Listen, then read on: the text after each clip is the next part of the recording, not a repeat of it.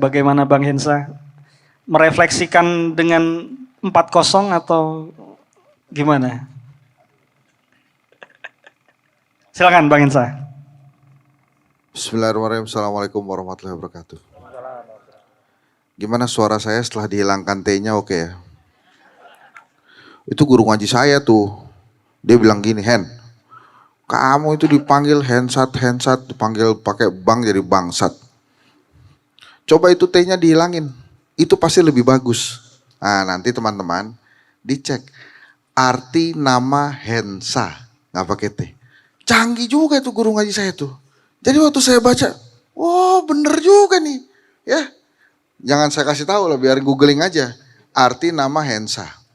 Terus kata dia juga gini, kalau kamu nanti dipanggil bang, jadi bangsa, gede gitu ya. Sesuai postur perut. Nah, nanti aja diceknya. Langsung ngecek Mas Abrang. Jadi deg-degan saya langsung dicek tuh.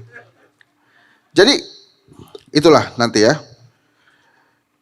Saya mau mulai dari mana ya?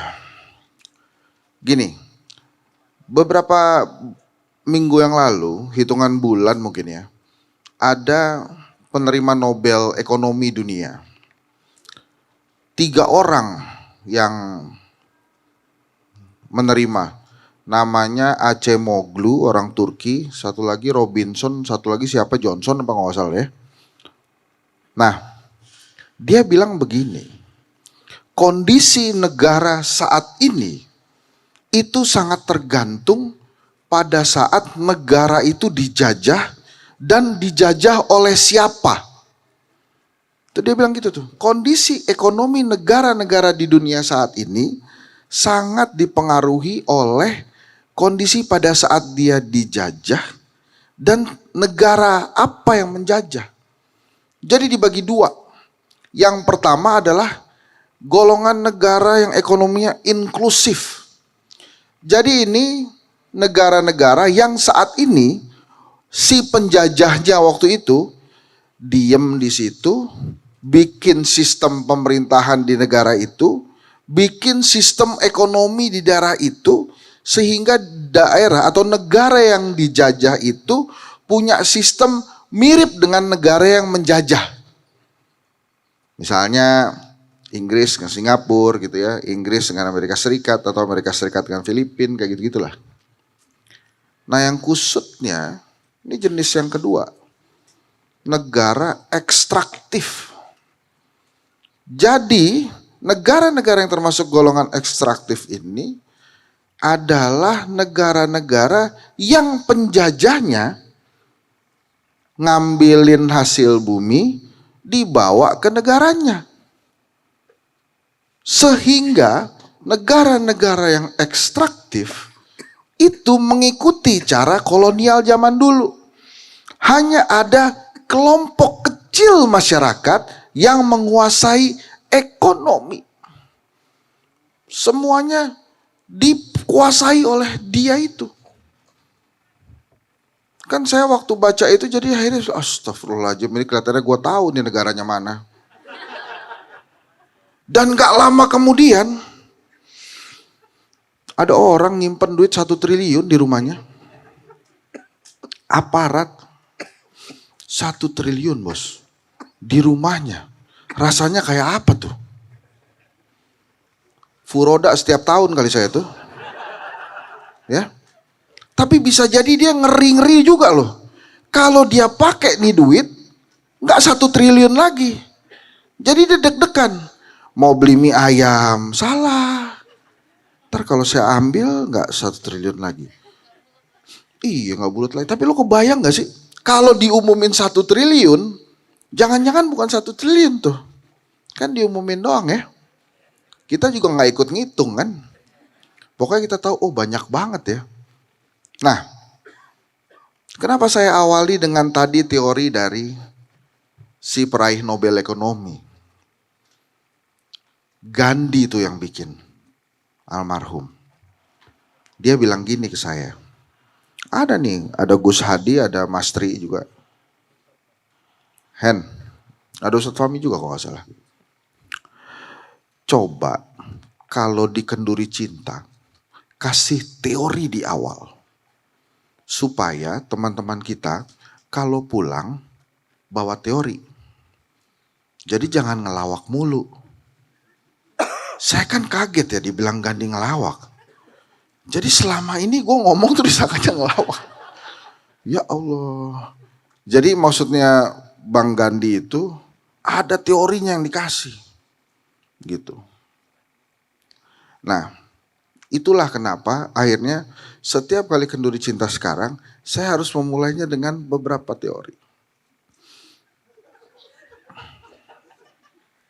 Kemarin kan juga teori kan pemimpin mediocre tuh. Yang Sebelumnya penting- juga teori lagi. Yang penting nggak 5, faktanya 4 kan Ya. teorinya. Gitulah. Jadi itu teman-teman. Kita ngomongin yang punya duit 1 triliun dulu ya. Saya belum puas nih. Enak ya. Kira-kira kalau mau nasi goreng, restorannya dibawa ke rumahnya. Mau nasi goreng nih. Siapa di sini yang punya Vario? Vario sama dia dijadiin pajangan kali. Dijadiin tangga. Saya mau punya tangga yang Vario tangganya. Bisa. Kalau ada tetangganya, Bang, saya mau pinjam tangga dong. Lo mau tangga yang Vario atau apa tuh namanya satu lagi yang gede? Aeromax, Nmax. Orang kaya bos. Gus Hadi, mobil 2 hari sekali dicuci. Kalau punya 1 triliun, kotor dikit, beli baru. 1 triliun bos. Itu 1.000 miliar teman-teman. Banyak amat ya. Furoda 1.000 kali itu. Saya pengen banget Pak Haji naik haji tuh. Doain ya Pak Haji. Mana yang ngurus haji gak pulang-pulang lagi waktu itu. Udah pulang loh. Makanya dia gak kepilih lagi jadi menteri lah. Dia gak pulang. Coba dia pulang. Pasti dipanggil tuh. Ya ampun. Dah. Terus sebelum kesini saya disuruh ngomentarin bola. Aduh, itu mungkin kalau Gandhi ada di situ dia suruh saya kasih teorinya dulu Hen, baru ngomentarin bola. Mas Gandhi itu ya. Itu orang lucu loh teman-teman. Jadi pada suatu hari gue cerita dikit boleh ya, gak apa-apa ya. Gan maaf ya. Cerita. Jadi saya sama Mas Gandhi tuh lapar. Mau ke Kenduri Cinta. Kita sama-sama belum makan. Terus diajak lah nih Gus Hadi nih kan. Dia belagu-belaguan tuh. Enggak udah makan. Akhirnya saya sama Mas Gandhi kan. Ayo kita cari makan. Kita cari kapau. Jalan kaki men. Wah udah ngebayangin kapau apa gitu kan. Sampai sono abis. Tapi kan udah lapar, si Gandhi tuh tetap aja kekeh. Udah nggak apa-apa kita makan di sini aja. Apa yang mau dimakan? Udah habis. Ya udah deh. Akhirnya kita berhenti di mie ayam. Dan kelebihan Gandhi adalah dia selalu mempersilahkan orang untuk mendahului dia dalam membayar.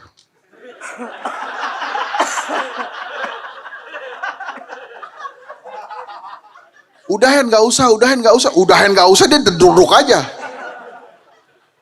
Tapi itu orang lah yang memperkenalkan Kenduri Cinta secara dalam. Walaupun yang pertama kali ngundang itu Mas Tri sama Gus Hadi.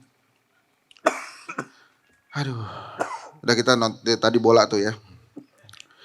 Jadi sebelum pertandingan tadi saya dibully sama pecintanya sepak bola Indonesia lah. Yang penggemarnya Keramat Sintayong itu. Soalnya saya bilang begini, ini kalau kita lawan Jepang, seri aja bagus. Kalah 0-1 tuh udah keren banget. Waduh kalau menang gempar dunia persepak bolaan Asia dan dunia. Wah, masa sih kita main di kandang 100.000 doa rakyat Indonesia. Henry Satrio bilang itu kalah kita lawan Jepang. Ya langsung saya ralat kan sebelum bulian itu bertambah besar. Ya. Langsung saya keluarkan jurus-jurus orang yang biasa mau dibully tuh. Itu pasti dipotong tuh. Nggak lengkap tuh. Lengkapnya adalah seharusnya kita bisa menang. Wah, tadi main. Hujan, kan tadi hujan tuh ya. Jepang bingung main bola Jepang hujan. Udah hujan mainnya di GBK. Nyerang nggak bisa. Ngoper nggak bisa, gitu aja terus.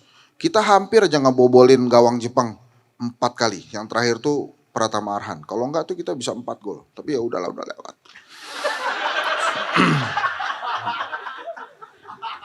Nah, hujannya berhenti. Kita kebobolan 1.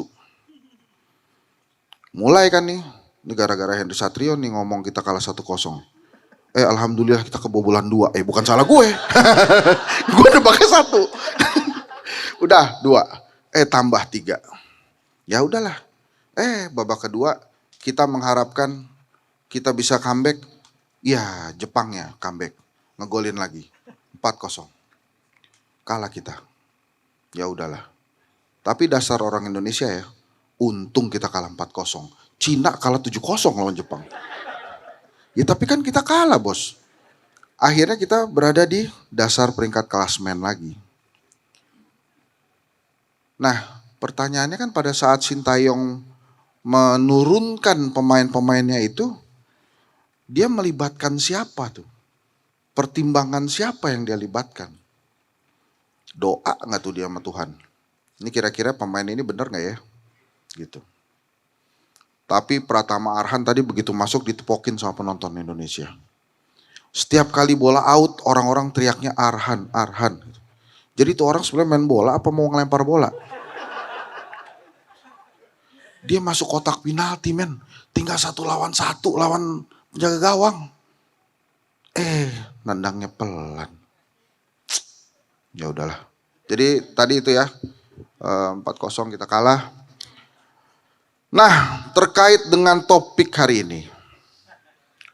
Sebetulnya tadi mulainya itu adalah saya, terus kemudian Kiai Nur Sofa, terus kemudian baru Mas Sabrang. Sehingga saya pembukaannya begini aja. Kan ini materinya susah ya. Saya nyiapin materinya Nobel Ekonomi. Tadi Sabrang sudah panjang lebar berkata tentang bercermin. Filsafat. Top. Tapi apakah saya harus mengeluh? Apakah saya harus melaporkan ke Mas Wapres? Kondisi seperti ini.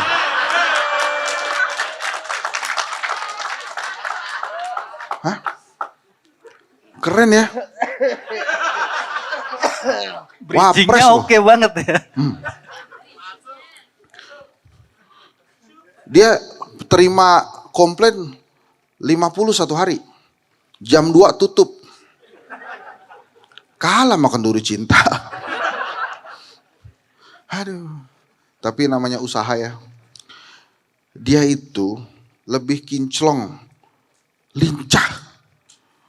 Pak Prabowo aja gak kelihatan. Pak Prabowo ke luar negeri gak bawa berita apa-apa. Mas Gibran berita terus, bikin wapres, bagi susu, bagi buku, keren. Kelihatannya 2029 siap-siap tuh ya. Gak tahu mau pasangan sama siapa. Pak Prabowo ke luar negeri, balik-balik beritanya misteri, men. Cina akan membiayai makan bergizi gratis. Nah lo, terus kita ngasih apa ke Cina? Kira-kira lo pikir dia juga ngasihnya gratis? Makanan bergizi gratis dibiayai oleh Cina. Kira-kira kita ngasih apa ke dia? Kalau dia sampai mau membiayai itu. Itu pertanyaan bukan? Ya. Saya mau lapor tuh ke Mas Wapres. Mas Wapres ini tuh sebenarnya gimana sih? Si Cina itu ngasih apa ke kita? Dia langsung bikin buru-buru. Jam 2 tutup. Nah udah, gak bisa. PLN aja 24 jam ya, keluhannya tuh ya. Ya udah, namanya juga usaha. Ya mungkin dia nostalgia waktu jadi wali kota, pengen juga bikin seperti itu di level Wapres. Jadi teman-teman, kalau kita terkait dengan diskusi hari ini, itulah cobaan-cobaan yang tadi saya sampaikan ya terhadap Indonesia. Dari cobaan zaman kolonial, jadi lo sekarang tahu ya kenapa kemudian ada aja sedikit orang yang ngeruk aja kerjaannya. Ngeruk men. 1 triliun di rumahnya. Lo bisa ngebayangin gak lo punya duit 1 triliun di rumahnya? Di rumah 1 triliun. Assalamualaikum, kalau mau pergi keluar kota pergi keluar rumah kan ya. Assalamualaikum. Saya pergi dulu ya mah. Ya anak-anak, tolong jagain uang 1 triliun kita. Pulang assalamualaikum. Berkurang gak 1 triliun kita tuh? Mudah-mudahan itu bisa dibongkar ya. Dibongkar sebongkar-bongkarnya. Satu lagi ya. Yang jadi misteri kita deg-degan, kira-kira judi online itu kebongkar gak ya? Itu juga berat ya teman-teman ya. Jadi saya menghimbau lah jangan ada yang main judi online ya. Judi nggak online aja nggak boleh. Ini ada judi online. Judi nggak online itu kan nggak pakai pulsa ya. Judi online ini pakai pulsa. Lebih mahal nggak boleh. Ya, jadi jangan sampai ada yang terjebak judi online. Segera berhenti hari ini. Gimana caranya berhenti? Saya nggak tahu. Saya belum pernah main. Tapi saya takut loh beneran. Katanya bisa 10.000 bisa main ya. Udah nggak usah dicek-cek ya. Itu aja tadi PR-nya tuh. Arti nama Hensa ya. Tolong ntar dikumpulin. Itu aja. Nah teman-teman semua. Jadi salah saya kalau kemudian waktu yang berharga ini tidak saya teruskan ke pembicara lain. Ya. Karena kan makin lama makin malam. Sebentar lagi pagi. Ya kita harus sama-sama membagi waktu lah. Oleh karena itu saya sudahi dulu ya. Nanti kalau ada pertanyaan-pertanyaan teman-teman mesti tahu. Udah tahu bisa ngadu ke siapa. Tadi sudah saya sebutkan. Tapi cuma buka Senin sampai Jumat. Ingat jam 9 sampai jam 14. Ya. Itu aja. Tapi katanya bisa WA, bisa lewat WA. Saya pesan tuh waktu itu sama Mas Wapres, tolong jangan di PHP. Jadi dalam arti, jangan di PHP tuh, jangan orang udah lapor, terus tidak diberikan solusi. Orang udah capek-capek curhat, gak dikasih solusi. Mestinya orang-orang kayak gitu kan ke Kenduri Cinta aja. Ada Mas Sabrang, top, luar biasa. Dan kemudian jangan ada drama-drama. Misalnya Mas Wapres pergi ke suatu daerah. Ini adalah contoh tindak lanjut dari pelaporan-pelaporan yang ditangani oleh Wapres. Jangan begitu. Tapi kita harus mendukung. Harus dukung pemerintahan kita supaya dia bisa memimpin kita lebih baik. Selamat malam Pak Prabowo. Ya, Mas Gibran. Harus lebih baik ya. Ya, Pak Jokowi juga lah. Dia kelihatannya masih aktif ya. Pak Jokowi itu ya. Hah? Kita lihat tuh ya, waduh, terima tamu di foto ya, ada orang-orang wah aktif betul Pak Jokowi itu. Ya, mestinya Pak SBY ngikutin ya. Atau mungkin Pak Jokowi itu nggak punya hobi kali ya. Kan maksud saya gini loh, Pak SBY kan dia ngelukis, nyanyi. Pak Jokowi mah terima tamu. Tapi itu mungkin, tapi ya kita doakan lah supaya pemimpin-pemimpin kita itu sehat ya, luar biasa bisa memimpin kita ke Indonesia yang lebih baik. Terima kasih teman-teman. Assalamualaikum warahmatullahi wabarakatuh.